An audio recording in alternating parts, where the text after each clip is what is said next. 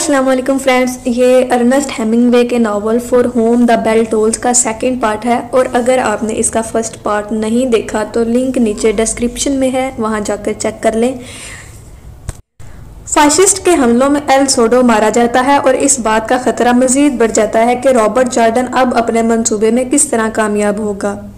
Robert Jordan ये जानने के बाद कि फाशिस्ट अपनी न्यू एयरक्राफ्ट गन्स फ्रंट पर ले जा चुके हैं, इस हमले को कैंसिल करने की पूरी कोशिश करता है। वो अपने खौफ का इजहार तो नहीं करता, लेकिन वो तजवीज़ देता है कि हमलों को कैंसिल कर दिया जाए। पेब्लो यकीन दिलाता है कि इनके पास इतनी फौज है कि वो इस मिशन को कामयाब बना सकें। इस मौका पर रॉबर्ट की जहनी और साइकोलॉजिकल परेशानियां जो हैं वो अपने अरूज पर हैं। उसके ग्रैंडफादर की ज़िंदगी और इनका करैक्टर इसके लिए एक आइडियल की हैसियत रखते हैं। उसके ग्रैंडफादर ने अमेरिकन सिविल वार में अपनी बहादुरी के जौहर दिखाए थे। वो इन्हीं यादों के सहारे अपनी परेशानियों को ख़त्म करने की कोशिश करता है। इसके ग्रैंडफादर की बहादुरी और इनसे वाबस्ता वो चीज़ें जो वो जंग के दौरान इस्तेमाल करते रहे, इसको रॉबर्ट जॉर्डन को बहुत अजीज़ होती हैं। लेकिन ये चीज़ इसके लिए इंतहाई तकलीफदा साबित होती है जब वो सोचता है कि इसके 32 कैलिबर की पिस्टल से इसके फादर ने सुसाइड करके अपने ज़िंदगी का खात्मा कर लिया था। जो उसके ग्रैंडफादर की बहादुरी की याद दिलाती थी वो 32 कैलिबर की पिस्टल। रॉबर्ट जॉर्डन अपनी सोचों से खौफजदा है क्योंकि ये सोचें इसकी अमली सलाहियतों को ख़त्म कर सकती थी। अब वो अपनी इन सोचों से पीछा छुड़ाना चाहता है ताकि वो ये काम मुकम्मल कर सके जो कि इसको सौंपा गया है। राइटर हेमिंग्वे ने रॉबर्ट जॉर्डन की सोच की अक्कासी बड़ी महारत और अच्छे तरीके के साथ की है। वो अपनी तमाम कोशिशों के नाकाम हो जाने की सोच रॉबर्ट पर पूरी तरह हावी है। एल सोडो फाशिस्ट के हाथों मर चुका है। इस सारी सूरत हाल को जहन में रखते हुए रॉबर्ट जॉर्डन को हमला करना है। तमाम हालातों वाक़यात उसके खिलाफ जा रहे हैं, लेकिन इसे अपने मिशन को कामयाबी से हमकिनार करना है। नेक्स्ट मॉर्निंग पिलार जॉर्डन को पेब्लो के फरार होने से आगाह करती है कि पेब्लो जो है वो भाग चुका है। पेब्लो इस सामान समेत गायब है जो पुल को तबाह करने के लिए काम आना था। जॉर्डन इस लम्हे अपने आप को बहुत कमज़ोर और अकेला महसूस करता है। पिलार को बहुत अफसोस होता है कि वो जिम्मेदारी लेने के बावजूद सामान की हिफाजत करने में नाकाम रहती है। पेब्लो 2-3 बेहतरीन घोड़े भी अपने साथ ले जाता है। जॉर्डन इस मुश्किल मौका पर कोई भी फैसला करने में थोड़ी सी हिचकिचाहट महसूस करता है। वो जहनी सुकून लेने के खातिर थोड़ी देर के लिए सो जाता है। जॉर्डन अपने खेमे में लेटा ये सोचता है कि पेब्लो की गद्दारी ने इसे नाकाबिल तलाफी नुकसान पहुंचाया है, लेकिन फिर भी इसे हमला करना है, हालांकि खतरात कई गुना बढ़ चुके हैं। वो अपना प्लान तरतीब देता है कि किस तरह धमाका खेज मवाद की गैर मौजूदगी के बावजूद भी पुल को तबाह किया जा सकता है। इस मिशन को लेकर जॉर्डन और गोरिल्लास के दरमियान एक बेनाम सी परेशानी थी, लेकिन फिर भी वो अपने जज्बे से पीछे नहीं हटते। जॉर्डन हैंड ग्रेनेड से पूरे काम पूरा करने के बारे में प्लान बनाता है। अगरचे इसमें खतरा मजीद बढ़ जाता है, लेकिन वो इस मौका को खोना भी नहीं चाहता था। इस मिशन को मुकम्मल करने के लिए जॉर्डन को बहुत सी आजमाइशें दरपेश थी। वो मुख्तलिफ अमूर पर गौर करता है।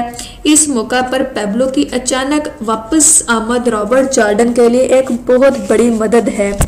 वो अपने साथ पेब्लो जो है वो अपने साथ 8 ग्रेनेड्स लेकर आता है। रॉबर्ट मुख्तलिफ जिम्मेदारियां तमाम लोगों को सौंपकर खुद पुल पर ग्रेनेड्स नस्ब करने की जिम्मेदारी लेता है। पेब्लो की वापसी से जॉर्डन का खोया हुआ एतमाद भी वापस आ जाता है। उसमें कॉन्फिडेंस आ जाता है कि अब वो अपने काम को अच्छे तरीके से कर सकता है। जॉर्डन पेब्लो को सबसे निचली पोस्ट को उड़ाने की जिम्मेदारी सौंपता है। जॉर्डन इन तमाम लोगों की जिंदगियों के लिए फिक्रमंद होता है जिनकी वो इस मिशन में रहनुमाई कर रहा है। जो सारे लोग उसकी हेल्प कर रहे हैं वो उन सब के लिए जॉर्डन फिक्रमंद है। पेब्लो की वापसी इसे एक हौसला देती है। अगर वो इस मिशन के दौरान मर भी गया तो अब पेब्लो इस तमाम सूरत हाल से निपट सकता है। इसे मारिया की जिंदगी का भी ख्याल आता है।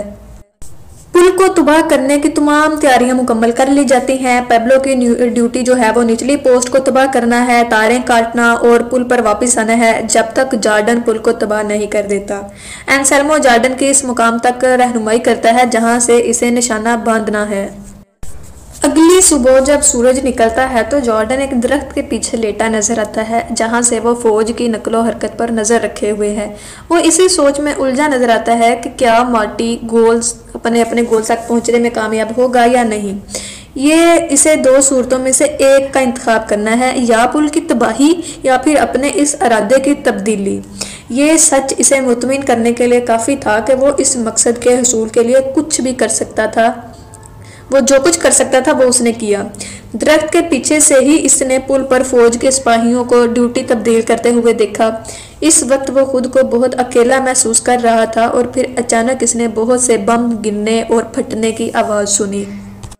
जॉर्डन फौरन ट्रैगर पर दबाव बढ़ाकर सिपाही का निशाना लेता है और गोली सिपाही को लगती है और वो वहीं सड़क पर ढेर हो जाता है।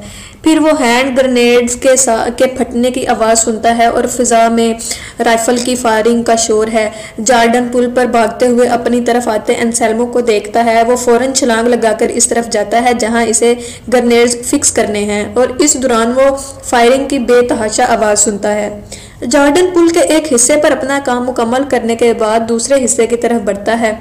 फायरिंग अभी भी जारी थी। अपना काम मुकम्मल करके वो पुल के आखिरी हिस्से की तरफ चला जाता है और एंसेल्मो को अपनी तरफ आते देखता है और इसे हुक्म देता है कि जैसे ही वो किसी टैंक या आर्म्ड कार को पुल पर आते देखे तो पुल को फौरन धमाके से उड़ा दे। इस बात से गुरेज न करे कि जॉर्डन बजाते खुद पुल पर मौजूद है। इनका साथी एक फर्नांडो जख्मी हालत में इन तक पहुंचता है। अब वो इस मुहिम में मजीद उनका साथ देने के काबिल नहीं रहा था। एंसेल्मो इसे बताता है कि ये काम तकरीबन मुकम्मल हो चुका है। जॉर्डन अपने काम मुकम्मल करने के दौरान खुद को मुकम्मल पुरसुकून महसूस करता है। इसके साथी अलबत्ता इसके लिए फिक्रमंद हैं क्योंकि जॉर्डन अभी भी पुल पर मौजूद था। पोस्ट के दूसरी तरफ जहां पेब्लो को पोस्ट उड़ाने के लिए मुकर्रर किया जाता है, एक मरतबा फिर वहां से बहुत सारी फायरिंग शुरू होती है।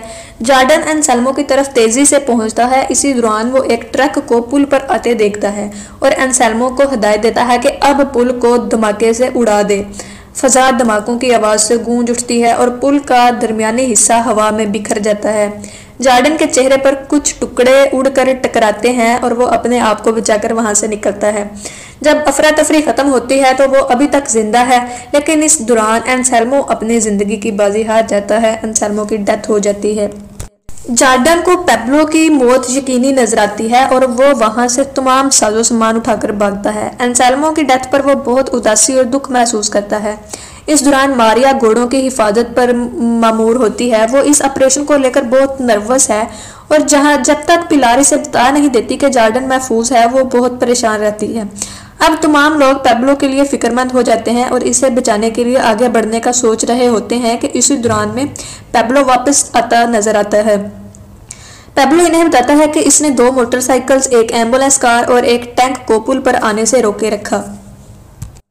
जॉर्डन मारिया के साथ दोबारा मिलने पर बहुत खुशी महसूस करता है। अब ये तमाम लोग पहले से तयशुदा प्रोग्राम के तहत घोड़ों और सामान समेत सड़क के दूसरी तरफ जाते हैं। अगरचे इसमें खतरा बहुत है, लेकिन इसके अलावा इनके पास कोई और दूसरा रास्ता ही नहीं। पेब्लो और जिप्सी राफेल बारी बारी सड़क अबूर करते हैं और महफूज रहते हैं। अगरचे के फायरिंग मुसलसल जारी है और इसी तरह तमाम लोग महफूज सड़क पार कर लेते हैं। सबसे आखिर में जॉर्डन आता है और जो ही वो सड़क पार करने के लिए पहाड़ पर चढ़ने की कोशिश करता है, कुछ देर के लिए वो फायरिंग की जद में आ जाता है और यही वो लम्हा है जब वो अपनी जान पर खेलकर अपने आप को बचाने की कोशिश करता है, लेकिन फिर भी एक गोली इसके घोड़े की टांग को जख्मी कर जाती है और वह बुरी तरह से नीचे गिर जाता है और अपने ही घोड़े की जिद में आकर इसकी टांग की हड्डी टूट जाती है। इसके साथी इसे उठाने के लिए आते हैं, लेकिन जॉर्डन महसूस करता है कि ये कोशिश बेकार होगी और वो अपने साथियों को अपनी जान बचाने के लिए कहता है। जॉर्डन मारिया से भी ये रिक्वेस्ट करता है कि वो वापस चली जाए और खुद को हालात के रहमो करम पर छोड़ देता है। जॉर्डन का साथी अगस्टन ये जानना चाहता है कि जॉर्डन जिंदा रहना पसंद करेगा या इस हालत में सुसाइड करना चाहेगा, लेकिन जॉर्डन जानता है कि जिंदगी इसे एक मौका और दे सकती है और अगर इसकी किस्मत ने इसका साथ दिया तो वो और मारिया फिर मिल सकते हैं। जॉर्डन मुतमिन था कि इसने अपनी बेहतरीन कोशिश की और वो काम कर दिखाया जो वो करना चाहता था। इसकी ये कोशिश इसकी ज़िंदगी की सबसे बड़ी ख्वाहिश थी और अब इसकी ज़िंदगी का हासिल भी।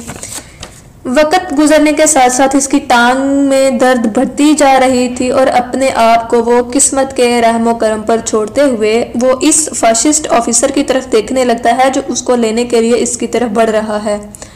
रॉबर्ट जॉर्डन अर्नेस्ट हेमिंगवे की इस सोच की एक अमली तस्वीर है कि man can be destroyed but not defeated. And that's the end of the novel. For whom the bell tolls. इजाज़त दें, अल्लाह हाफिज़।